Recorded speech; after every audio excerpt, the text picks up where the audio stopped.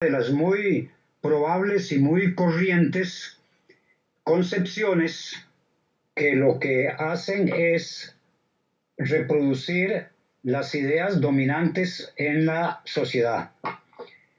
Y normalmente las ideas dominantes en la sociedad son las que favorecen justamente a los grupos, a las clases dominantes.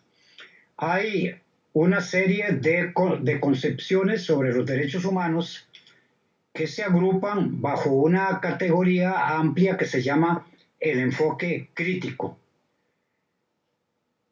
En esta intervención vamos a desarrollar uno de esos enfoques críticos, que es el de la teología de la liberación. La teología de la liberación es una corriente que se dio en las iglesias cristianas, no solo la católica, sino las iglesias protestantes tradicionales, presbiterianas, evangélicas, etcétera, que con un carácter muy ecuménico, durante la época dura de los finales del siglo XX, años 60, 70 y 80, crearon una concepción desde la perspectiva de los creyentes y de los quienes se inspiran en los textos que son la base de la doctrina de Cristo sobre los derechos humanos. Yo en lo personal no soy creyente, repito, no soy creyente, pero tengo un enorme respeto por las religiones, con alguna excepción, y lo aclaro de una vez, la del neopentecostalismo, que son unas creencias que se han instaurado mucho en América Latina con un objetivo político claramente financiadas y con otros propósitos que no son estrictamente los propósitos religiosos. Pero por lo demás, respeto mucho los libros sagrados. En esta ocasión vamos a explicar el concepto de derechos humanos desde la perspectiva de la teología de la liberación a partir de un gran autor de esa corriente, que es Franz Hinckelhammer. Franz Hinckelhammer es una autoridad mundial en la teología de la liberación. Es ex sacerdote católico alemán que vivió en Chile. Para el golpe de Estado en Chile tuvo que huir, lo acogimos en Costa Rica, donde se instaló hasta la fecha, y aquí, junto con otros grandes figuras de la teología de la liberación, constituyó el Departamento Ecuménico de Investigaciones, que es uno de los centros de desarrollo del pensamiento teológico liberador. Dichosamente vive entre nosotros y desdichadamente en algunas instituciones académicas nuestras se le ignora, a pesar de que tiene una concepción importantísima desde esa perspectiva sobre los derechos humanos. Yo me voy a basar en una conferencia de Franz Hinckelhammer, en la cual aparece una conferencia y están todas las referencias sobre Franz Hinckelhammer. Y además, en una parte sobre pensamiento crítico que no se va a grabar hoy, porque vamos a hacer dos conferencias sobre este mismo tema, me baso en una obra de otro gran creador intelectual del pensamiento crítico en derechos humanos, que es Joaquín Herrera Flores, español. Ese sí no es de iglesia alguna, sino es una persona laica. Y luego voy a utilizar varias obras mías, pero fundamentalmente la que aparece en la bibliografía que está en las diapositivas. ¿Qué es el pensamiento crítico? Lo he explicado en otras ocasiones, incluso en la propia UNED hay unas conferencias mías sobre el pensamiento crítico. Pero aquí, simplemente para recordarla, pongo esta cita del sociólogo costarricense Guillermo Miranda Camacho, que a su vez cita a Cosick. Y lo que dice esa cita es, no la voy a leer, pero es que el pensamiento crítico es el que sobrepasa la superficialidad de los fenómenos y explora en las causas últimas, en las causas básicas, en los fundamentos de los fenómenos. Entonces, en cuanto a derechos humanos, el concepto de derechos humanos no se limita a la ley, sino que hay que ir profundamente a ver cuál es realmente la génesis de ese pensamiento en cuanto a los derechos humanos. En una obra mía, cuyas citas están al pie de esta imagen, yo digo específicamente, y contrariando la concepción prevaleciente de los derechos humanos, tanto en Costa Rica como en América Latina y sobre todo en Estados Unidos y en otros medios, que los derechos humanos no es una categoría inmóvil ni definitiva, ni es la misma para toda circunstancia, espacio y tiempo. Más que una idea universal, es un proceso de lucha. O sea que en el campo de los derechos humanos, lo que cuenta es esa dinámica de la lucha por los derechos humanos de parte de los sectores que ven sus derechos coludidos en contra del poder. Aquí hay un gráfico elemental en el cual aparecen tres círculos concéntricos.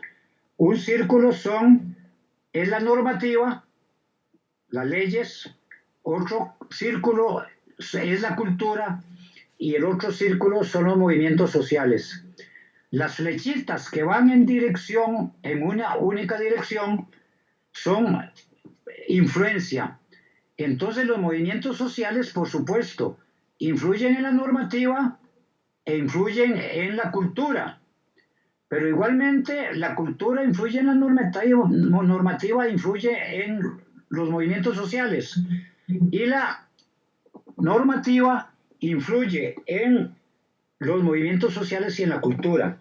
Y esos círculos concéntricos, como se ve en el gráfico, tienen partes comunes, pero no de los tres, sino de dos de ellos. Y ahí está lleno de flechitas ya no unidireccionales, sino bidireccionales. Esas flechitas significan lucha. O sea, que hay una lucha permanente para hacer valer los derechos humanos que tiene que ver con la cultura y con la normativa y que normalmente parte de los movimientos sociales. Esa es la concepción mía que yo denomino los derechos humanos como campo de batalla. Con base en eso vamos a ver el tema de los derechos humanos en la teología de la liberación, basados fundamentalmente en los aportes del ya mencionado gran autor Franz Hinckelhammer. Es muy importante esta cita de la Biblia que Franz Hinckelhammer nos da. La primera frase se supone que es de Yahvé, o sea, de Dios, donde le dice a los israelitas: te pongo delante la vida o la muerte, la bendición o la maldición. Escoge pues la vida para que vivas tú y tu descendencia. Y luego, palabras de Hinckelhammer: ciertamente se puede elegir la vida solamente si uno se libera de la esclavitud. Poder elegir la vida presupone liberarse de la esclavitud, porque Yahvé en esa cita del Deuteronomio está diciendo, según Hinkelamer y según la teología de la liberación, que la libertad de la esclavitud no se da porque Dios la concede, sino porque se lucha por ella. Por eso dice, escoge pues la vida para que vivas. O sea, escoge liberarte de la esclavitud para que puedas vivir. Esto lo interpreta el Papa Francisco de esta manera. Francisco, en palabras de Hinkelamer, dice, este Dios del comienzo es a la vez lejano y autoridad.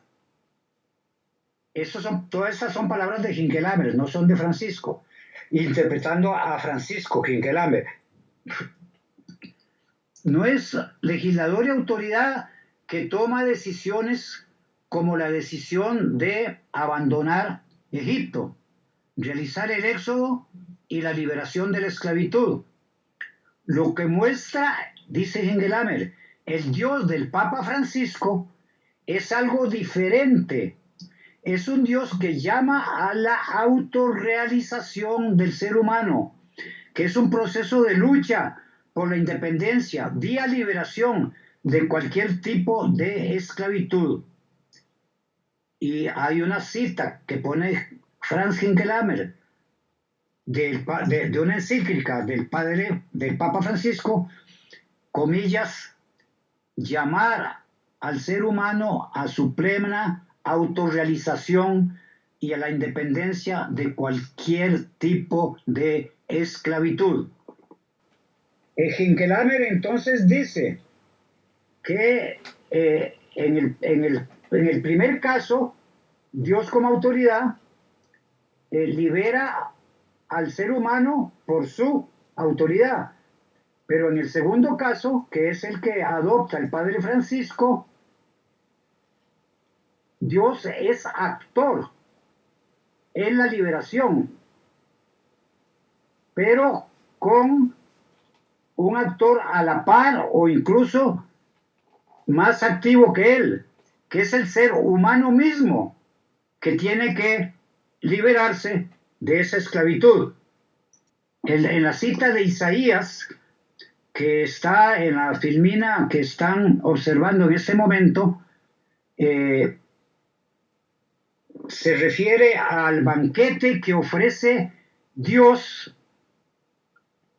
y lo importante de esa cita de Isaías es que Dios dice que va a invitar a todos los pueblos.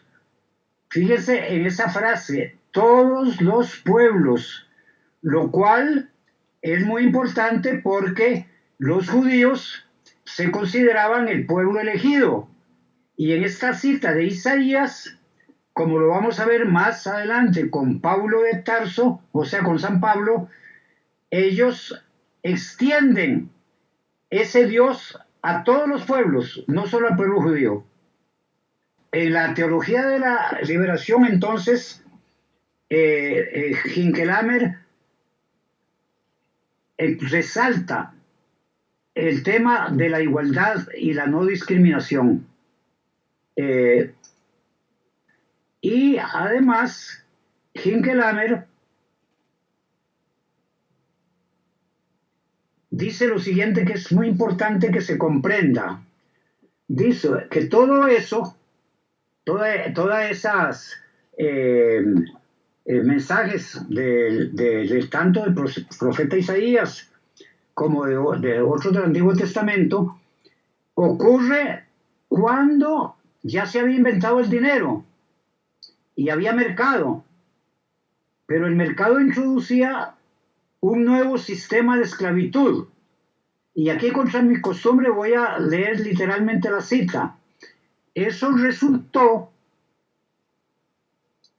en especial en cuanto surgieron deudas impagables y como consecuencia los deudores y sus familias son transformados en esclavos. Antes, cuando en esa época el que no pagaba una deuda tenía que ser esclavo de su acreedor. Eso valía muy generalmente en estos tiempos. Eso vale en estos tiempos. De esa manera,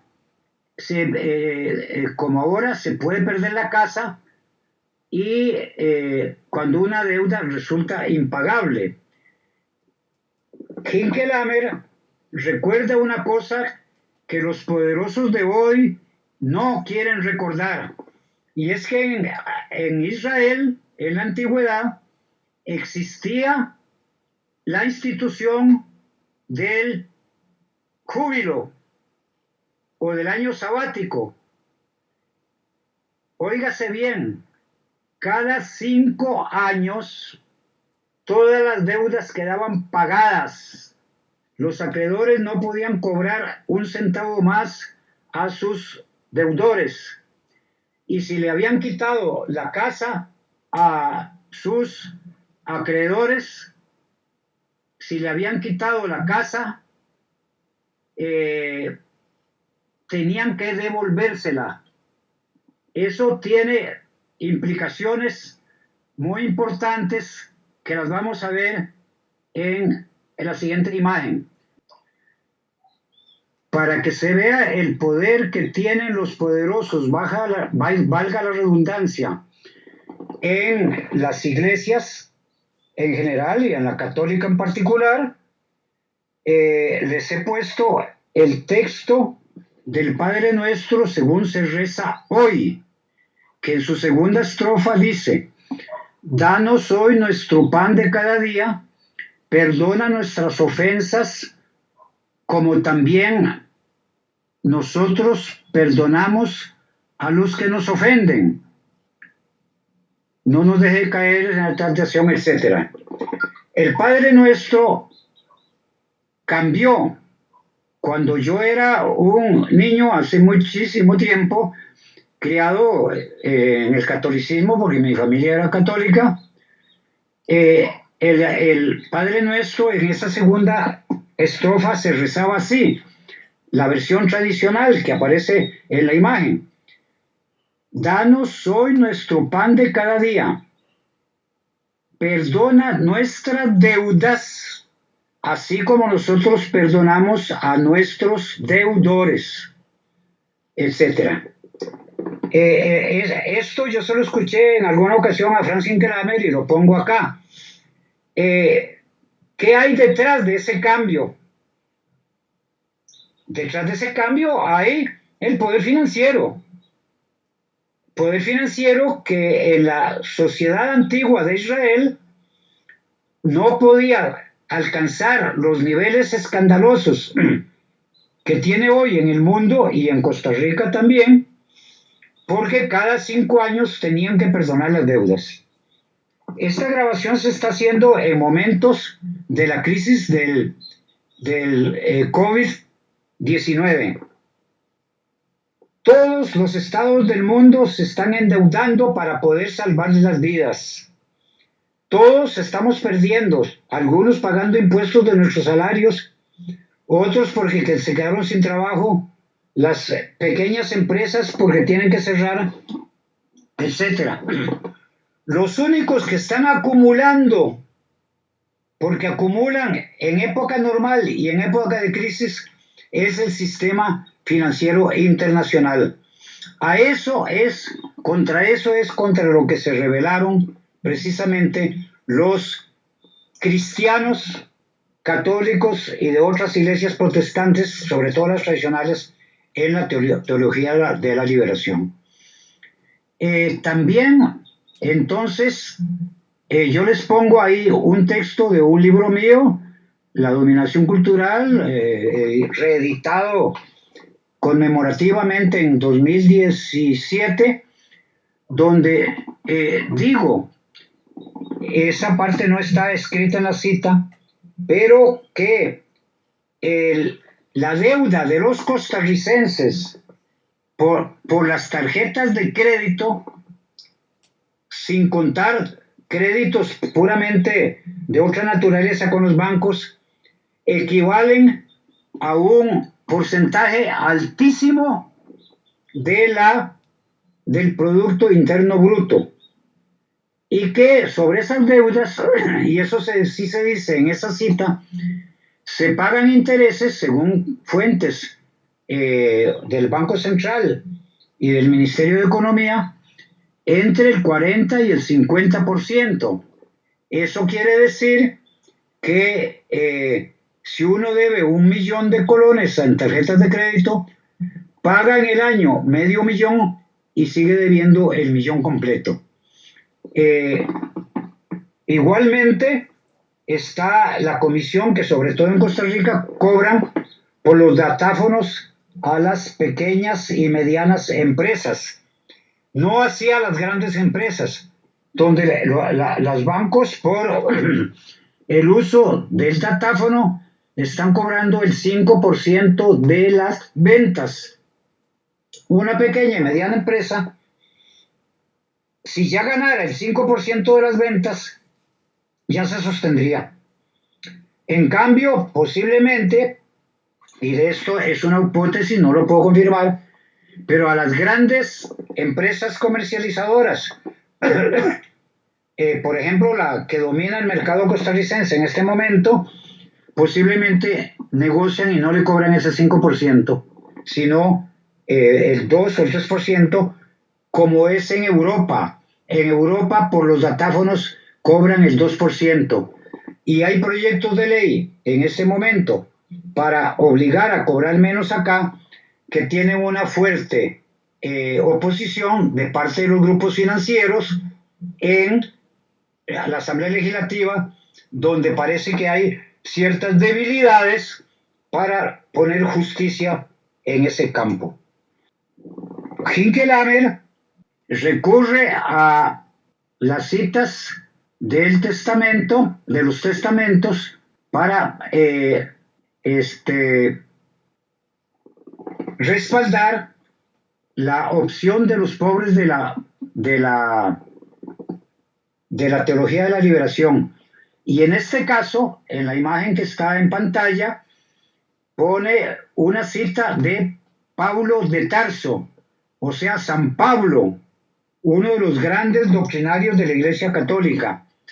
Y en esa cita dice Pablo: ha escogido Dios más bien a los locos del mundo para confundir a los sabios, y ha escogido Dios a los débiles del mundo para confundir a los fuertes. Los plebeyos y los despreciables del mundo ha escogido Dios lo que no es, para reducir a la nada lo que es. O sea, ha escogido lo que no es en la concepción dominante, porque los plebeyos y los esclavos no son, para reducir a lo que es. Lo que es en la ideología dominante son los poderosos. Esto muestra esa frase revolucionaria de Pablo de Tarso, o sea, de San Pablo. Y sigue diciendo Hinckelhammer, interpretando esa cita: lo loco, lo que es considerado débil, los plebeyos y los despreciados, ha escogido Dios. Y esa es la visión paulina, o sea, de San Pablo, sobre el reino de Dios. Y es muy importante porque Hinckelhammer llama la atención sobre la epístola de Pablo a los Gálatas. Los Gálatas eran un pueblo griego a los cuales Pablo les escribe una de sus epístolas. Según Hinckelhammer, esa epístola de San Pablo a los Gálatas es, cito a Hinckelhammer, la primera declaración de los derechos humanos en nuestra historia occidental. En la imagen que está en pantalla, Hinckelhammer transcribe esta cita de San Pablo, donde dice: derechos humanos en la relación entre señores y peones, libres y esclavos.